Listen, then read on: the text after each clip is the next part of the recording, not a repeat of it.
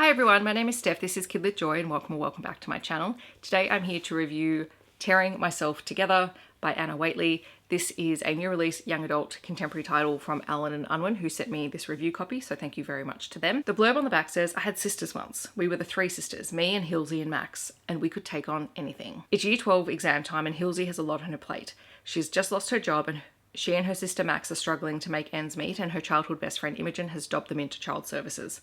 The friendship is over. There's a new spark of joy when Hilzy grows closer to Dawn, the hippie girl who's had a crush on her for ages. But when Hilzy ends up in the hospital with a busted knee, it's only Imogen who understands what it's really like living with an invisible disability. Things are falling apart, but maybe it's not all on Hilzy to put them back together again. A smart, funny and profound exploration of the messiness of love, friendship and bodies from the author of the CBCA shortlisted Peta Lyre's Rating Normal. So this is a really wonderful book that does explore all of that messiness. It is messy. The narrative is told from Hilzy's perspective. She lives with her sister Max, who is a little bit older than her, and their mother doesn't live with them. She's on a cruise ship performing. We also learn that their mother has a gambling problem. So even though her mother is supposed to be sending them money to provide support, it's sporadic and they're lucky if they get the bare minimum to cover all of their groceries.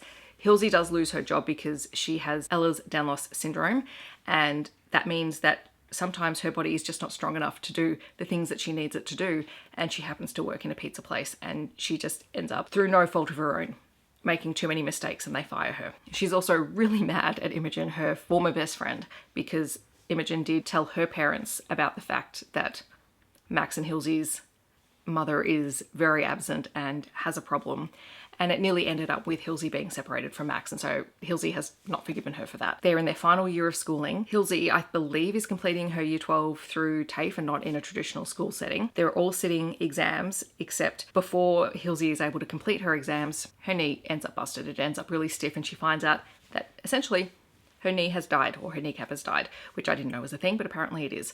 And they have to do surgery in order to wake it up, which means that not only is she living with her chronic illness, she's also in a leg brace for the majority of this book. She's also navigating this relationship with Dawn, which is her first real relationship, and she really likes Dawn, but she's trying to navigate all these big feelings around how to be in a relationship and what she is and isn't ready for, while also navigating the fact that she misses her best friend Imogen. As I said, the main narrative is from Hilzy's perspective, but there are also these little snippets of diary entries, and the diary entries are from Imogen. Imogen is going through quite a lot herself. Not only has she lost her best friend through doing what she thought was the right thing to do, but she is also waiting to have surgery to remove skin cancer from her lip. And she's scared about it. She doesn't want the cancer to be anything that she has to worry about moving forward, but she also knows that the removal of it is probably going to change what she looks like. And she also desperately wants to get back her friendship because they were as close as sisters. And she ends up giving Hilzy her diary, which helps Hilzy to understand where Imogen is in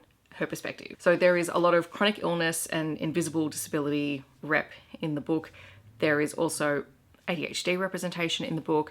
It is really smartly written. I really liked the two different stories and how they end up converging. And I also like the way that all the relationships are brought together and the way that they are resolved in the book, because these are young adults going into a different stage of their life, and it is a really, really tough time. So I highly recommend this one. It was a really wonderful read, and thank you again to the publisher for the review copy. In the comments, I would love to know if you have read this book, or if you're planning on picking it up, or if you've read anything else by this author. Feel free to chat to me about it down below.